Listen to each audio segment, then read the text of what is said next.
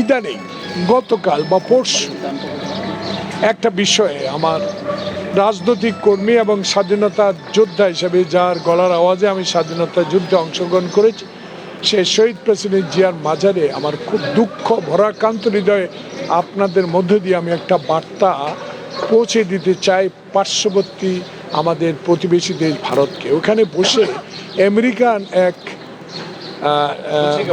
উপদেষ্টা বলেন, এটা তুলসী গ্যাবার্ড, উনি বাংলাদেশ নিয়ে অনেকগুলো কথা বলেছেন যেটা ইন্ডিয়ান গণমাধ্যম ইচ্ছাকৃতভাবে এই প্রশ্নগুলো করে ওনার মাধ্যমে কিছু বার্তা আমাদেরকে দিতে চেয়েছে আমরা নাকি সংখ্যালঘুদের উপরে সরকার অত্যাচার করছে।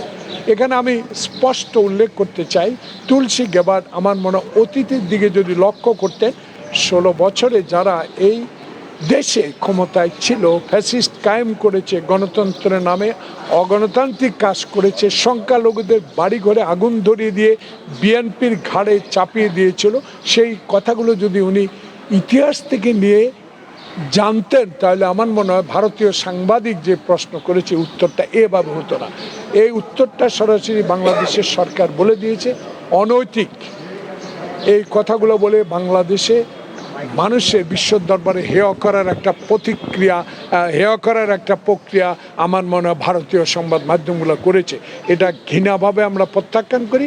আমি একজন স্বাধীনতা যুদ্ধ হিসেবে মার্চ মাসে আমি এই ভারতীয় সাংবাদিকের প্রশ্নের উত্তর দিয়েছেন, এটা আমরা প্রত্যাখ্যান করি এবং বাংলাদেশে এই মুহূর্তে 18 কোটি মানুষের সরকার, ইউনূস সরকার সকল দল মত নির্বিশেষে ধর্মাবলম্বী নিয়ে সুখে শান্তিতে দেশে মানুষ বাস করছে। কারণ আমি মনে করি একজন রাজনৈতিক কর্মী হিসেবে জনগণ মনে করে এই প্রাসঙ্গিকগুলো উঠিয়ে বাংলাদেশে এই ইন্টেরিয়র গভর্নমেন্ট যে নির্বাচনের ব্যবস্থা করবে সেই নির্বাচনকে বিলম্বিত করার একটা প্রয়াস বলে জনগণ ইতিমধ্যে বলা শুরু করেছে।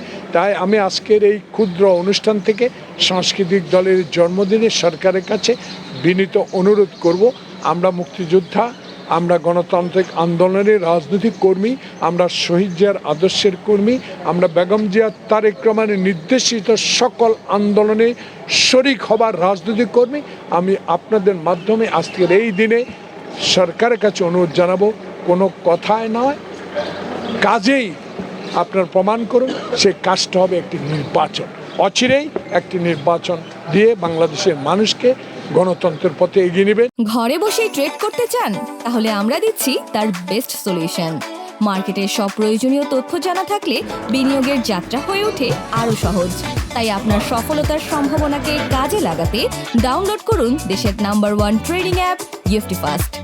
আমার দলের নেতা যিনি 16 বছর আন্দোলন সংগ্রামে নেতৃত্ব দিয়ে বাংলাদেশের ছাত্র বৈষম্য আন্দোলনের সফল করেছে, তার এই কথাটা অনৈতিক নয়। এখানে 111-এর সময় এই বিষয়গুলো উঠে আসছে যে কিং পার্টি করবে, বিএনপিকে ধ্বংস করে দিবে, -2 করবে, রাখে আল্লাহ মারেকে বেগম যে ইনশাল্লাহ আছে, কিন্তু যে মূল হোতা শেখ হাসিনা কিন্তু বাংলাদেশে নাই। তাই যেই কথাটুকু আমাদের নেতা তারেক রহমান বলেছে অহেতুক বলে নাই, এটার একটা প্রচেষ্টা চলছে বলে জনগণ মনে করে।